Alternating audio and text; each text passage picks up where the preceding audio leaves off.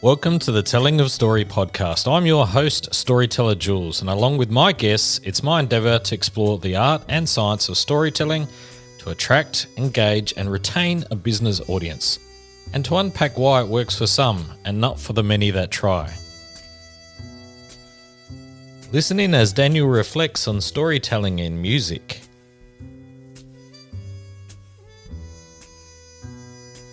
I think what's important when you reflect about music, and there are some fantastic musicologists who have gone a lot further down that path, is that it's really raw, it's unfiltered. Often it's illiterate people who have an incredible innate talent to reflect the society and the environment they live in. So it's very much a working class or marginalized population that invent or reinvent these kind of forms of storytelling. In this episode, I have the pleasure of talking with Daniel Brown. Daniel has been a journalist for English and French media for over 30 years. Since 1987, Daniel has been based in Paris, from where he reports on international current affairs, global economics, French politics, African society, sports, and world music. Between 1991 and 2013, Daniel produced and reported for Radio France Internationale's weekly programs covering the above topics. This meant travelling the world with a particular focus on the African continent, reporting assignments in a total of 38 countries there.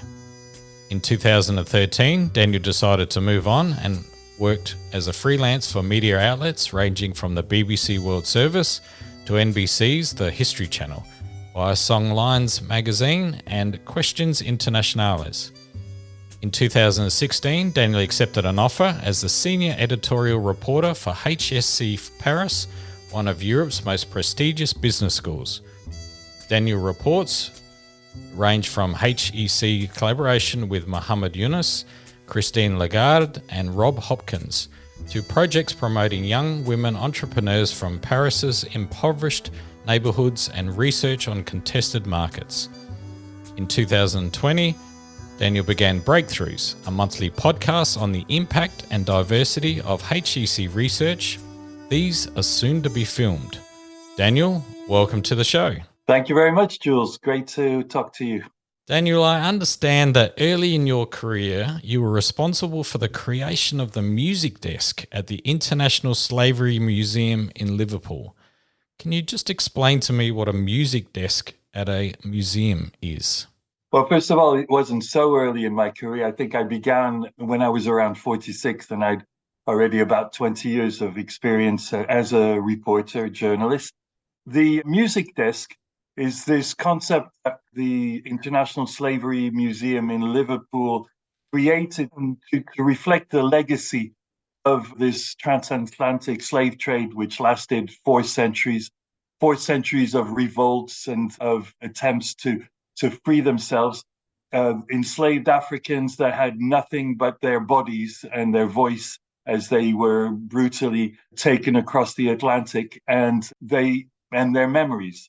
And so when these diverse African communities were dismembered and sent across, they actually decided spontaneously to try and maintain their heritage, their language, their rhythms. Once they arrived in the Americas, as the colonizers called and still call those two continents, and they reproduced it. And in the early 2000s, Liverpool decided to create this International Slavery Museum as a former major port in Europe that was involved in this trade. And the music desk tries to, through songs, through voyages, I created these 12 travels, interactive, to reflect the diversity of the music heritage that's come right down to us, and also returned to the African continent, that kind of dialogue. The resistance which music represented and enhanced in many ways. For example, the slaves that managed to escape, minstrels would, before they escaped, sing the routes that would guide them up to the north of the US at the time, where slaves were able to recover a semblance of freedom, going from church to church in the south of the US and singing the time that they should go across, how they could walk across the Ohio River on foot when it was frozen in the winter and take trains and so on. Disguised guides to escape. And this was brought forward by Harry Belafonte, who resuscitated in the early 60s some of this music and heritage in an incredible anthology, which I encourage your viewers and listeners to try and get hold of. It won a Grammy, in fact, but it took him 40 years to get out. I could talk on and on about this International Slavery Museum and the music desk. And there are about 300 songs divided into different both genres and geographic spaces. But I think you have a few more questions for me. It's actually quite fascinating. I'm glad you went down that particular path, because music is a form of storytelling, right? And it has been for centuries and probably thousands of years as one format of telling stories and being able to convey a conversation or pass on knowledge and directions, as you were saying, to other places and history and culture. And clearly you're quite passionate about the music industry because you're still working as a journalist as part of that as well. What fascinates you about the storytelling, and what's drawn you towards the storytelling? And if anything, have you learned something about storytelling through music? Oh, I've learned a lot. I think what's important when you reflect about music, and there are some fantastic musicologists who have gone a lot further down that path, is that it's really raw, it's unfiltered. Often it's illiterate people who have an incredible innate talent to reflect the society and the environment they live in. So it's very much a working class or marginalized population that invent or reinvent these kind of forms of storytelling. And recent example is a Senegalese singer called Youssou N'Dour. When I say recent, he's been around for about 50 years. But he stopped his schooling at 13, was more or less illiterate, and created this genre called the mbalax in Senegal, which has gone on to conquer the world. He's now a minister or advising a minister for the Senegalese government. There's Susana Baca in Peru, who also has had a tremendous political impact. So music, I think, is a great vehicle to reflect realities, to also be a loudspeaker for demands, for identity, for reclaiming heritage. And contrary to writing, which is a more elite, in inverted commas, practice, the music is, as I said, a lot more for the disenfranchised, the voiceless. And it evokes a lot of very original stories. And for 15 years at Radio France Internationale, I created this weekly magazine called World Tracks. And I tried to go to the source. I went to the ghettos of Luanda in Angola to, for example, find where this genre called the kuduro was born, and in the middle of the civil war there in the 70s. I went there 30 years later, and I found the founders, or one of the founders, which for a genre that was trying to reflect the anger and the loss of the youth who were faced with terrible realities of a civil war that killed almost 1 million people. I found him, Tony Amado, who nicknamed himself after the Scarface hero. And these are the kind of stories which interest me because they're sociological, historical, and they reflect a very strong reality.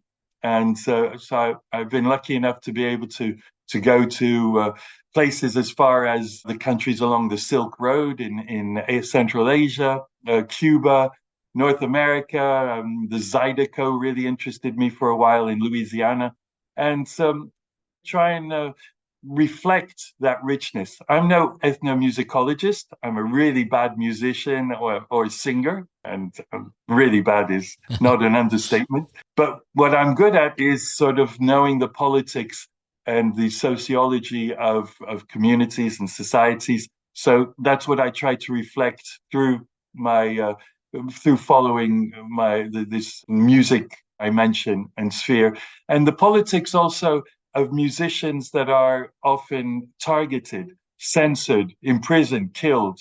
And I helped to co-found an association which still exists. I was the vice chair for about 20 years, called Free Muse, Freedom of Musical Expression, which is based in Denmark and which tries to highlight the realities for musicians that are often forgotten by the likes of Amnesty International and other human rights organizations and or marginalized.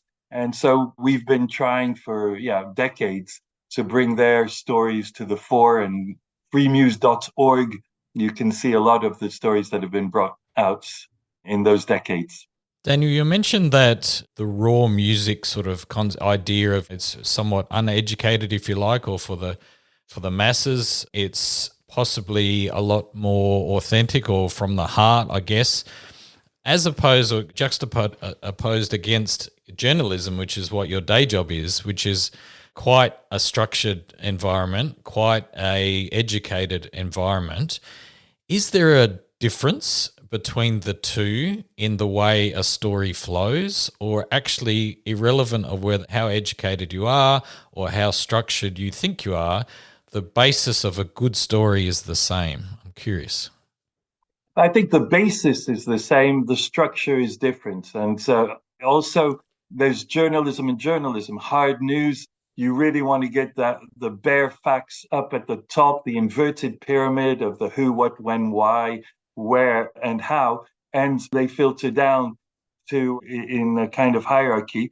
And so if you want the softer journalism, you can actually mix the genres a bit. And I think it's Tom Wolfe who invented this concept in the 80s or 90s of new journalism, where he mixed tools from literature with the classic journalism, and sometimes imagining what was going on in the head of the personalities he was talking about when he went to cover the Vietnam War. So very evocative kinds of journalism, which very openly tends to half fictionalize, but often get much more to the core of the story and doesn't hide that it's using these fictional tools. So there are no hard lines between the genres. Storytelling, I think, also we have to demystify what hard news and what journalism is by taking a step back, so-called, and saying that journalists are all neutral.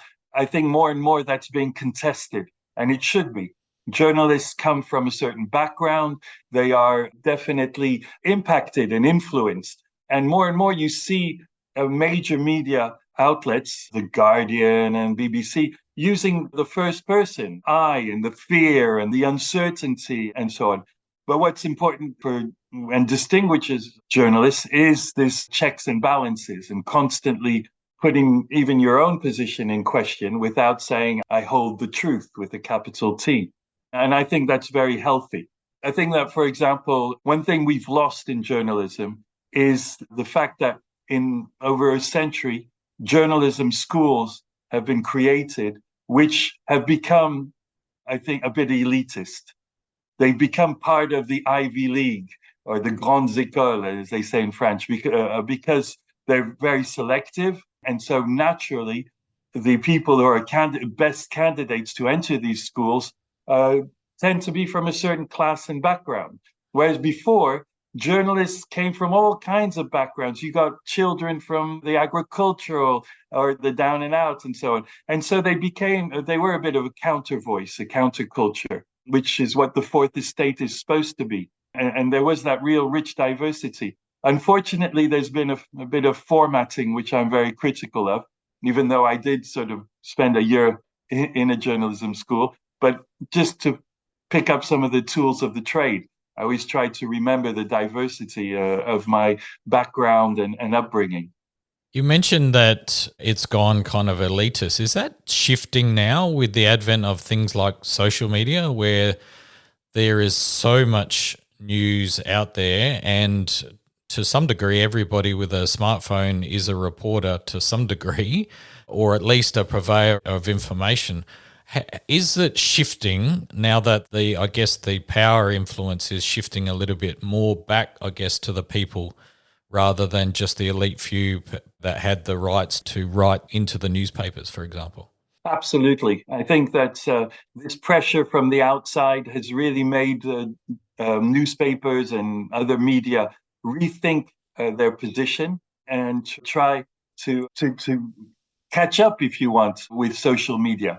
It presents a really positive force and also a real danger, as we know, in terms of fake news and all the risks that entails. I feel that the fact that journalists put themselves a bit on a pedestal and said we're beholders of the truth was very dangerous. And the consequences is that there was a lot of people out there who no longer believed them, which is very unfortunate. And you really have to eat some humble pie when you're a journalist and constantly remember the realities for 80, 90% of the people in the world who are grafting very hard and don't have privileged positions in the middle class and above. And so I think the podcast is a healthy result of this pressure, where you have all the major medias adopting this format, more informal, making sure there's a real story to tell, trying to put some of your own personality and realities into the exchanges you have, which are supposed to be informal, engaging, and directly trying to address the issues of the people from the outside. In other words, sometimes inviting listeners or doing small reports, which will make that interaction all the richer. The vocabulary is changing. And all this is from social media pressure and the realities of the smartphone reporter that people more and more feel that they are. With the risks, I mean, the checks and balances takes time, takes a certain amount of being humble and not having strong opinions or having strong opinions that can be shaken and revised as a result of the exchanges that these cub reporters have. And that's where journalists should continue to have a strong impact. And that is they're trained to have both the right sources or better sources, right in inverted commas, and secondly, have that instinct of, okay, so many people are injured and others died. Am I sure about that figure? Is it ongoing? Can we always put in conditionals and trying to resist the huge amount of pressures that the politicians and the major businesses put. So all of this is where I still feel journalists have a major role to play in disseminating news. Where do you think, I mean, it's changed quite a lot, right, in the last even just 3 or 4 years, let alone 5 to 10, in the regards to where that balance of power, I guess, is shifting from a reporting perspective. And even, as you say, the styles are changing and the formats are changing. What's your prediction? Where do you think it's going? What are some of the dangers we haven't perhaps thought about, or some of the exciting things that might be coming that we haven't yet experienced? Where do you think it might go from here for you as a journalist and in your craft, but also in the world space as a listener and somebody with a desire to hear news and hear different aspects from all around the world? What can we expect, do you think, from the industry? That's a really stimulating question, and it really needs deep reflections. I don't have a crystal ball, and I'm really not sure, Jules.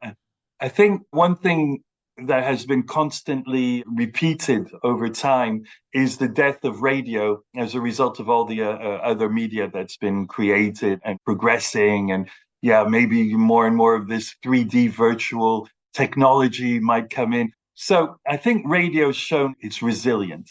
And why is it mainly resilient? It's the only media where you can actually be doing something else with your hands or your feet or your body while listening. So while you're gardening, that's my case, or cleaning up, I love to be transported elsewhere through the sound. It's also really rich because it leaves a certain amount of space for your imagination. I mean, reading leaves a huge amount of space. Television leaves very little space, hence very short scripts so that the visuals also are absorbed. So I think that radio still has a promising future, and I constantly remind people of that because we are all, almost all, subject to doing manual labor, where radio is a relief, driving your car and so on. You can't be reading or watching something without putting other people's lives in danger. I suppose technology, especially visual technology, might be taking, unfortunately, more and more space compared to the quality of sound. People are less demanding, which is why mediocre sound, MP4s, tend to continue to take more and more space. And the visuals, the quality of the visuals, and as if you're absorbed, as if you're there, that will be more and more, I think, dominant. So the all-inclusive experiences that technology will provide. So soon we'll have the feeling, maybe through even other senses like smell and whatever, can be developed. So journalists who are reporting on an earthquake in Ecuador, thanks to technology, people will feel the tremors and smell the fear and all that through that kind of media. So it's kind of a cinema style development. The dangers of journalism is a target. Journalists are targets. More and more journalists are dying, are being exposed to threats. And I'm not just talking about in places like Haiti and Syria, but also here. I mean, I've been threatened. I recently did a story which has links with the extreme right in France, and which also seems to have links with a cover-up around a bombing that occurred 1980, 43 years ago, but the trial just took place this year. And these kind of threats, I think, will develop. And so there's a need maybe of civil society protecting journalists who are putting their lives on the line. I think that journalists in the environmental field will be even more exposed than in the war fields, as that kind of war of exposing the dangers of climate and sustainability are exposed, and unscrupulous companies or politicians will put that kind of pressure to cover up their nefarious activities. And journalists, need to be protected, again, which is another reason for this profession to continue, and not just have cub journalists who are in social media. But there you are. They're vital as well as providing information for us journalists. I think it's a fascinating look into the future. And I kind of opened it with welcome arms, because I think there's some exciting things in it, particularly in the technological space, as you say, the ability to sort of feel and taste and smell and all those kinds of things I think will be fascinating. And just as I was reflecting on my own question there, I was thinking, where would I sort of pitch and what would I see in the future? And I think what I'm seeing is, I think, a reversal of what has occurred in media probably in the past.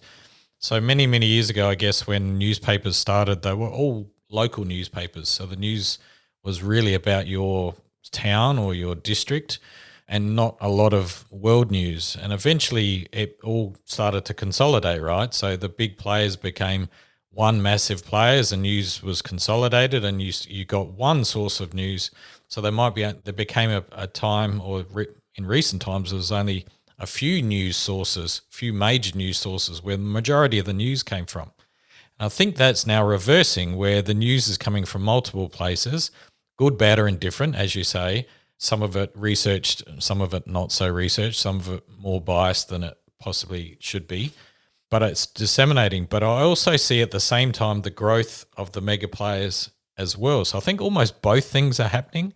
I think we'll see these massive players that will be able to take on the big stuff, but in a much more diverse way. So not just through television and radio and perhaps newspapers and magazines, but in like a 3D environment, for example, and more podcasting, as you say. So they're disseminating the information through various means, but there's still those big players. But then there will be the rise of the small player who will create these small tribes. So me as a podcaster, for example, I'm never going to be world news, but there will be a certain collective of people that will follow my stories and my ramblings. And so I think there'll be lots and lots of little players in the market, as well as some major players too.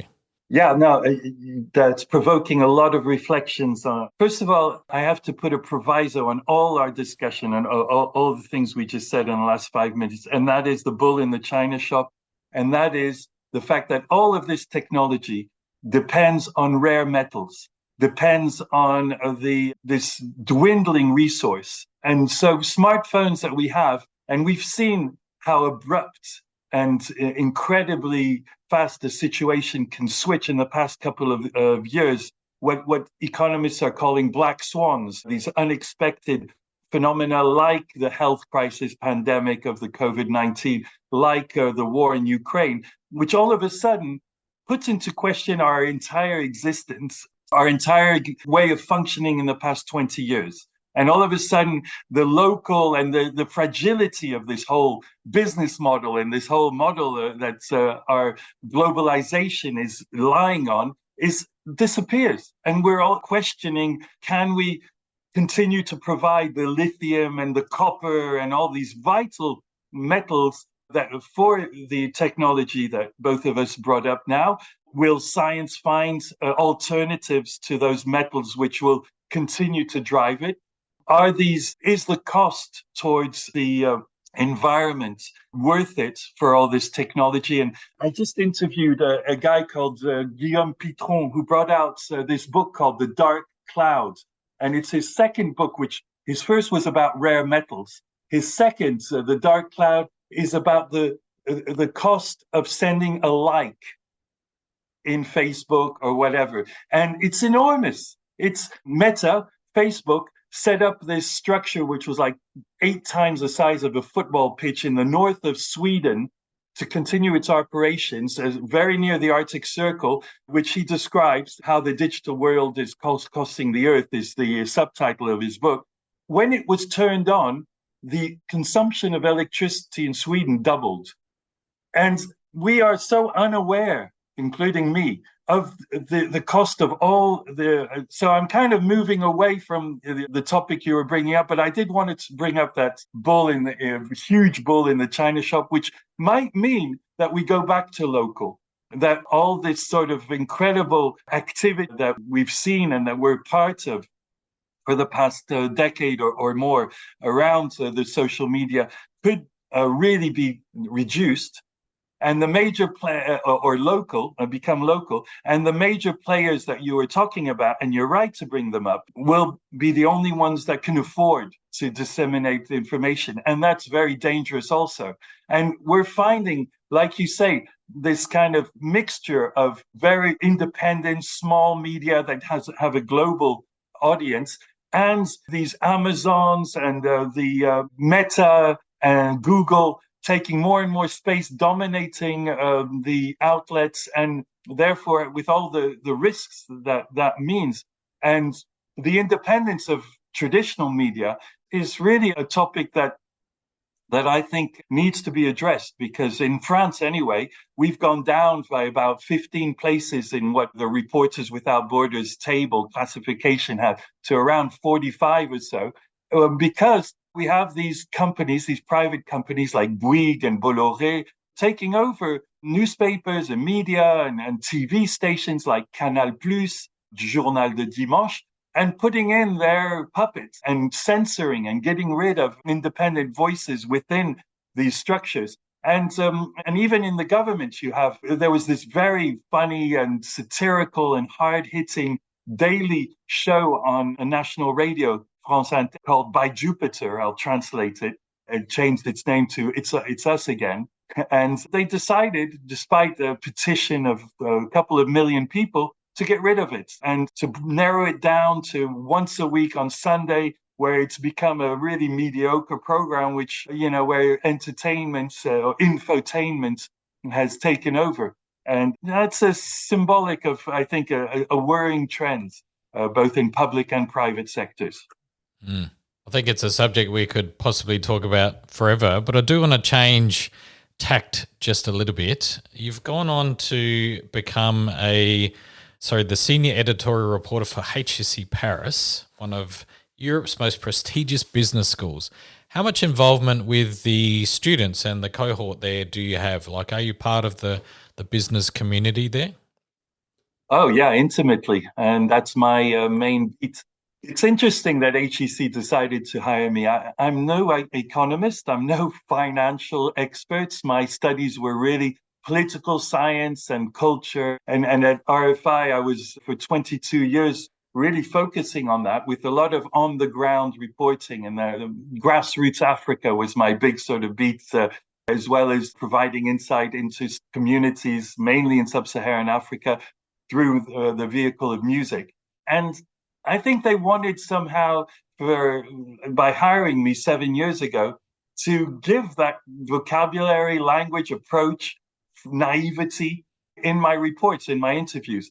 I come from a background where my father is an academic, so retired social anthropologist. So the university feel, it's a sort of wonderful bubble, which can also be dangerous, was part of my upbringing as a child and adolescent.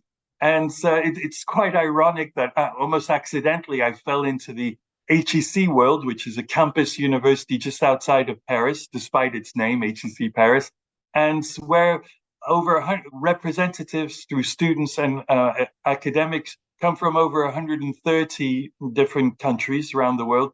I've really slowed down in my travels. Unfortunately, it's the biggest thing I miss, but the world's coming to me.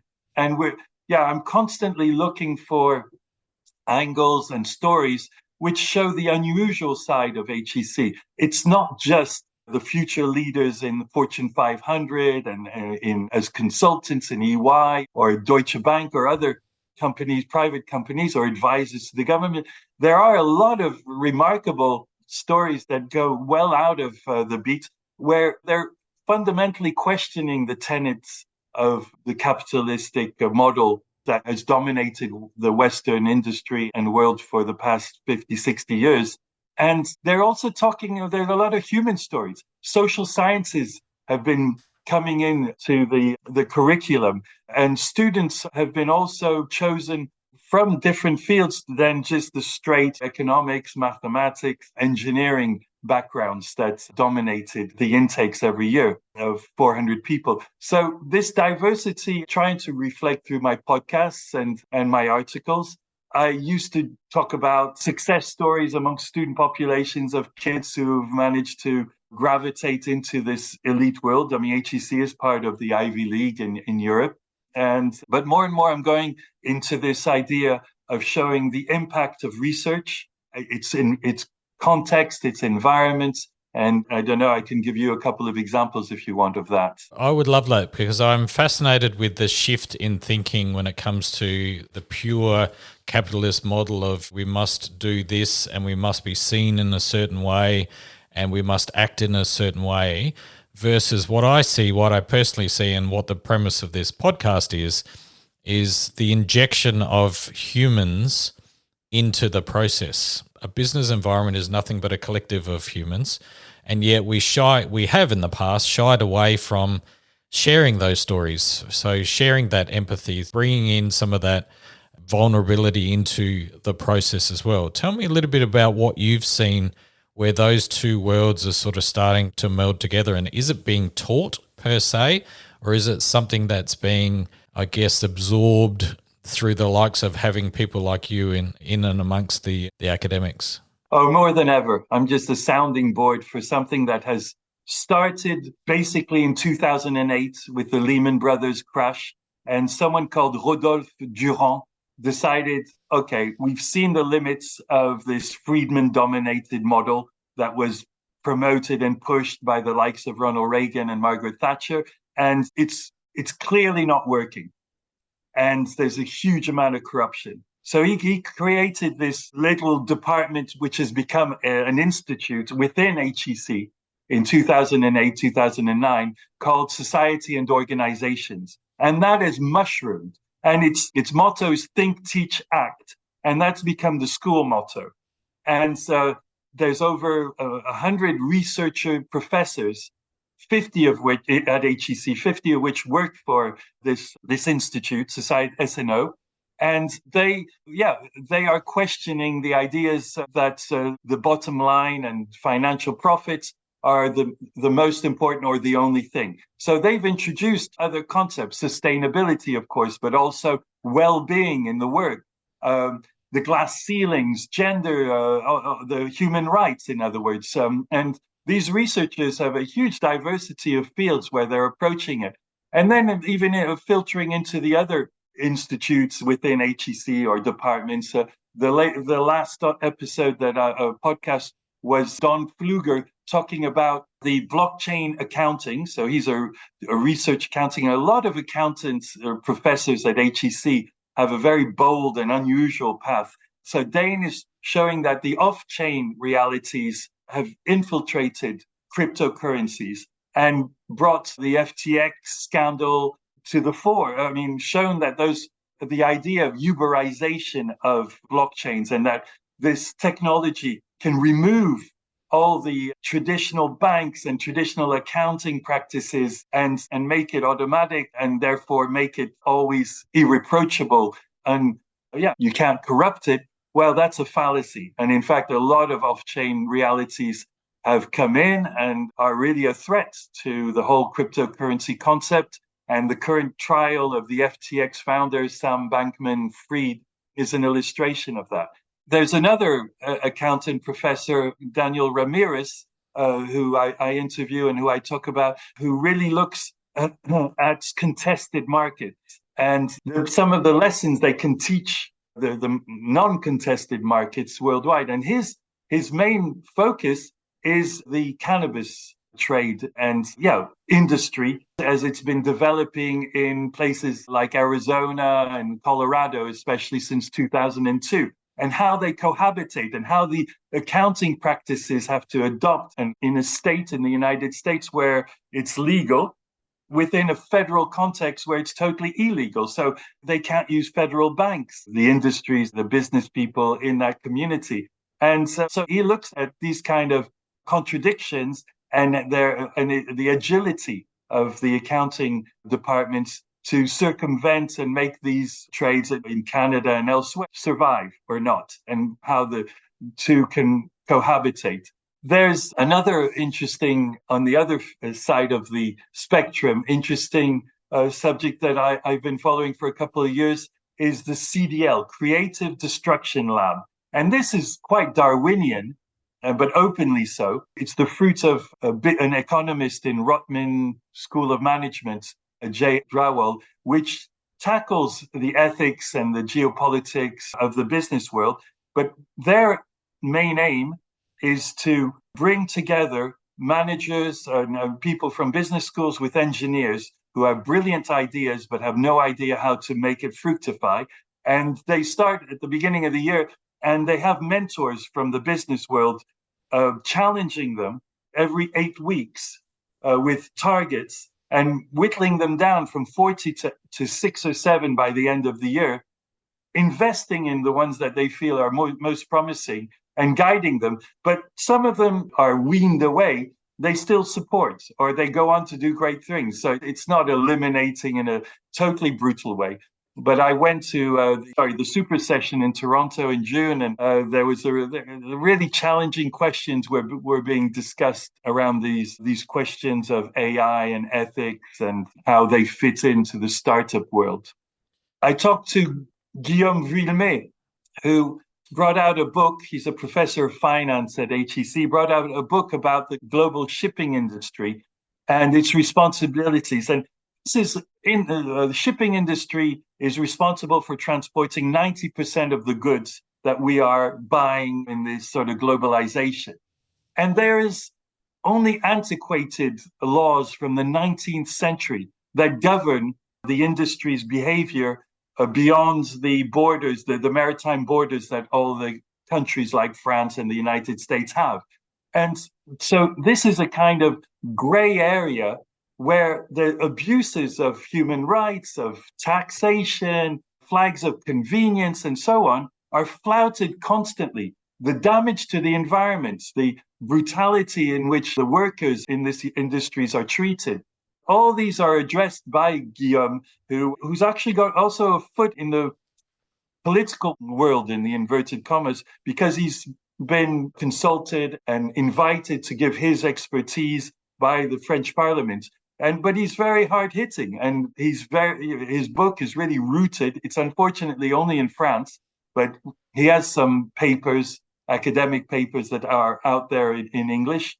And the exchange that we had at the beginning of this year is in English. So if you're interested in having a look at or listen to his vision. And finally, if I can, Jules, another very unusual example which I jumped on is the work of a law professor called Matteo Winkler on the athlete, the South African middle distance runner, Caster Semenya, triple world champion, double Olympic champion in the 800 meters, and born a woman. Why do I say that? Because at the age of 28 or 27, the IOC decided she wasn't a woman enough because she had too much testosterone and she had a deep voice.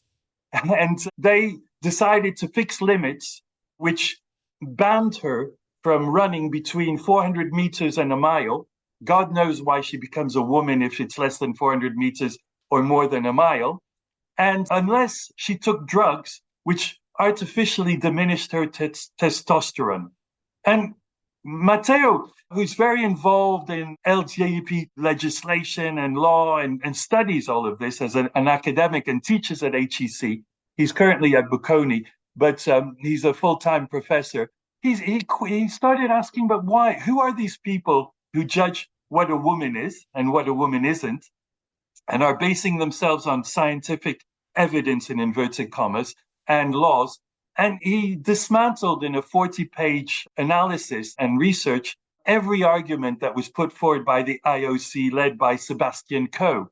And he made parallels, including, well, Michael Phelps was born with abnormally large feet and giving him a natural advantage over his competitors. I think there even was a rumor that he had web feet, but I think that was just an urban myth. I extrapolated. I mean, what about the center of gravity of Diego Maradona and Pelé, which they were born with, which gives a natural asset, just like Caster Semenya, over their respective competitors.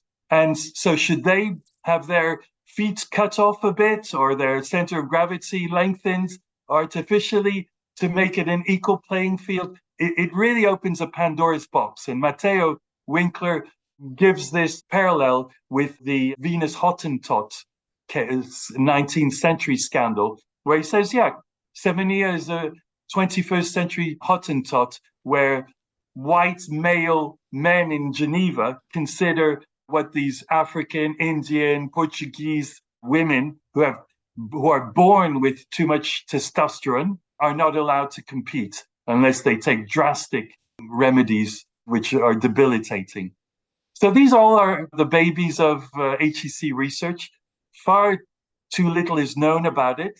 And I was drafted in to try, and bring it out, give them more limelight, more attention, and show that impact. It's definitely a diverse set of research that is coming out of the Institute, which is fabulous. I just want to go back to the comment you made earlier where you introduced the idea that the pure economics of a business or an enterprise these days is not just about the bottom line. You talked about sustainability, ethics, human rights. There's a whole bunch of other things that are now forming part of what brings value in an organization.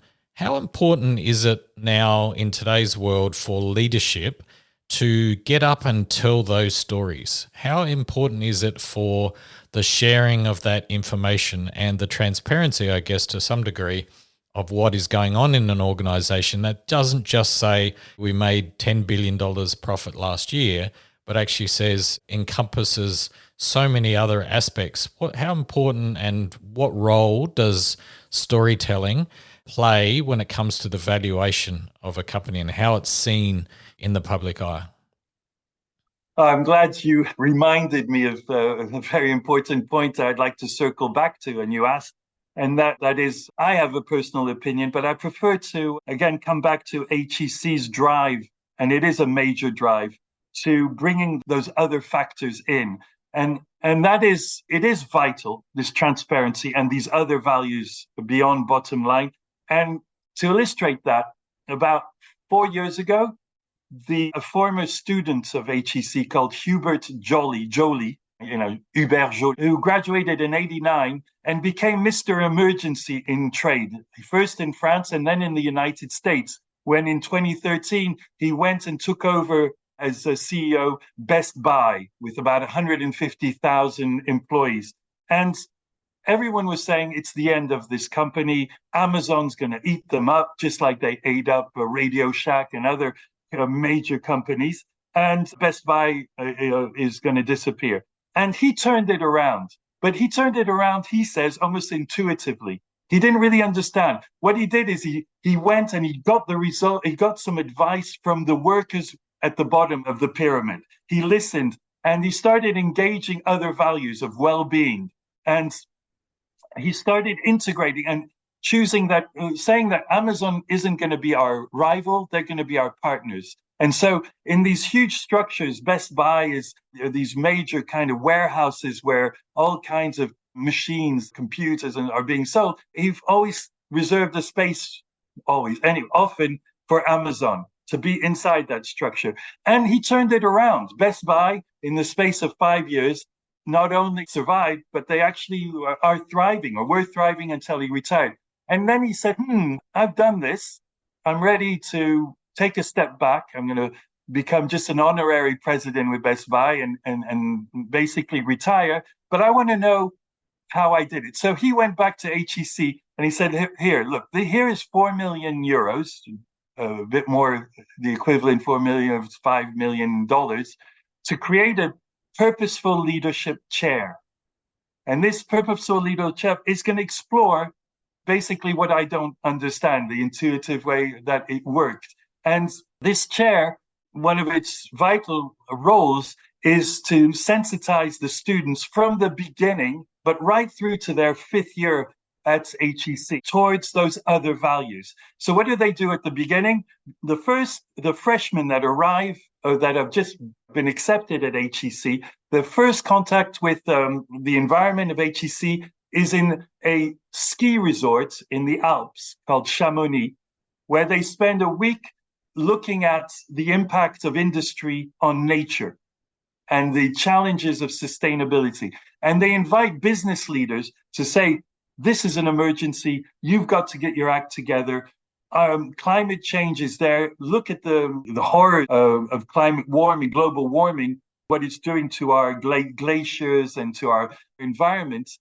And they start debating that. And then they come to the HEC campus, and for a week, they have all kinds of models, leaders that have said that not only is the bottom line not right, but actually it can benefit from a certain amount of the practices where we slow down, where there's maybe a bit of degrowth in the long term. You have to have a medium and long-term vision to actually see how these are beneficial for our companies. And there are major companies, Veolia and Maif, insurance company, Veolia is a water company, multinationals, who have integrated a lot of these practices and are evolving towards that and in our financing. And there's also a basic challenge that, so Purposeful Leadership Chair is inside of SNO, and SNO is also trying to fight greenwashing and lip service. And the students are also challenging them. So there are partners in HEC, like Total, and the students are actually doing imaginative, nonviolent demonstrations when Total representatives come to talk about their company, to say, look, you've got to hurry up. There's no longer time. And my generation, say the students, are going to suffer the results of being too slow. And a healthy debate is well, what's too slow? How can we make it evolve from the inside, from the outside? There are no dividing lines. So I think that illustrates the question, the points you were making. And I'd finally like to say that one really important thing that needs to be addressed by the world community and the politicians to begin with is transparency about tax evasion.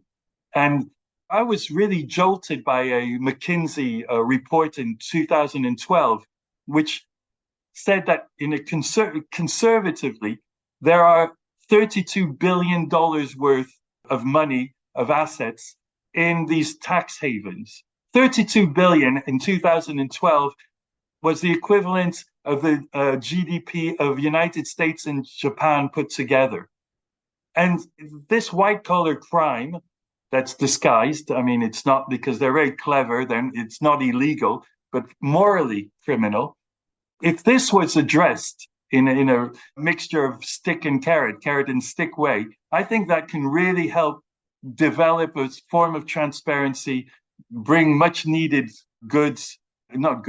money to the world economy for the benefit of all. And the idea of slowing down, showing that exponential growth is not going to save the planet, quite the opposite, that you can have steady growth. Some people are even talking about degrowth, and academics have been invited to talk to the HEC students. All of these factors, I think, illustrate the need to move away from the bottom line theory and philosophy and our sort of addiction towards buying new, buying fast, constantly buying the new cars, questioning basic ideas about green energy, which actually is not so green. All these things, I think, are really important debates to have worldwide under a global leadership where we put aside differences between China, Russia, the United States, France, and so on, because this is one environment and the air we breathe doesn't have a border. Daniel, there is so much gold in that and so many different avenues of questions that I know you and I could talk for quite a while on this, and perhaps we should continue with a glass of wine in our hand. I have a much simpler, much more jovial question to finish up on, if I may. You've been a reporter for a number of years. You've worked in music, you've worked for television, I believe, and radio, and also magazine. You are now a podcaster, which are also about to be filmed. What's your favorite storytelling medium and why? It has to be radio. It has to be on the field, on the ground radio. That's how from the height of my 63 years, I have to admit that I have a mix of missing it and reality. I think that I could go out onto the field and with my old-fashioned Nagra recorder weighing 8 kilos, and I used to have a suitcase that I'd go and I'd have this much space for my vital goods and this much space for the reel-to-reel tapes that I used to use. Ouch. But the sound was unbelievable, and there was a certain kind of joy of stopping a conversation every 15 minutes to change and chit-chatting with the president opposite me, or the down-and-out blue sniffer in the streets of Johannesburg while I was changing the reels. So the radio, I had a wonderful situation at RFI, which was kind of in the ghetto, where we would produce these weekly features magazines based on our on-the-ground reports that we'd bring back for partner radios around the world. And there was this real dialogue. And I just had this, magical feeling of being in a space where I was pretty much totally free. I was only a prisoner of the realities of the technology, my fellow workers. It was a service at RFI that was kind of ghettoized, where it was a very rich exchange between us. And with all the privileges of being a ghetto, a lot of solidarity between us, exchanges. I would bring back sound that I could hardly understand because the Portuguese service or the Chinese service were really interested in. So I would just ask the question in English and they'd answer in Chinese. And I hoped that the answer was coherent or faithful to the translation they gave me. Anyway, it wasn't live, so I would bring that back. So there was a great solidarity there. And so I've really enjoyed it. And podcast is the return of sound and a return to the poor person's media, because anyone can do. That's the great thing about the technology we have at hand. Anyone can do a podcast almost and put it online or YouTube. And so I think that's nice to still have a little finger in there. In terms of the music world, I still have a little finger in it thanks to Songlines, this magazine I still occasionally write for. But yeah, the magic of radio, its language, its sound, the ability to make us dream and travel. And NPR and France Culture are at the forefront of this kind of, I think, exploitation of the media and really honoring the language of sound. and Arte Radio also. I don't know if these are familiar for your listeners, but I encourage or viewers. I encourage them to have a look at Arte Radio, France Culture, and NPR and all its features. And so, sound, radio. I can see you tearing up as you say that, so very emotional response. Thank you so much, Daniel. I do appreciate your time. You've been a wonderful guest. Where can the listener find out a little bit more about you? Well, I have a LinkedIn profile, which I think if you put HEC Daniel Brown, you find it right away, or RFI. I think I'm the only one. And otherwise, the podcasts are on, it's called Breakthroughs, but you find it more easily through Knowledge, HEC Podcast, if you put those 3 keywords in Google. And we're on Spotify and Apple and all these other platforms.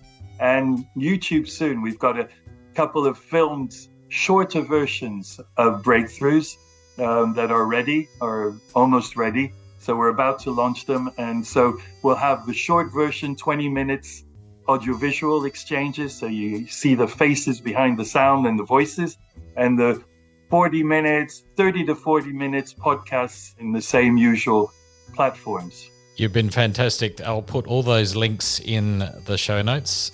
Thank you very much. I appreciate your time. Well, it was a pleasure, Jules. You've been a great host. Thank you, mate. Cheers. So much to unpack from that stimulating conversation with Daniel. From the future of journalism, to music, to the fragility of globalism, to research, to education, including blockchain and shipping laws. But one that I'm reflecting on is music is a raw form of storytelling, accessible to all, no matter their class, background, or education level. Much love. Chat soon.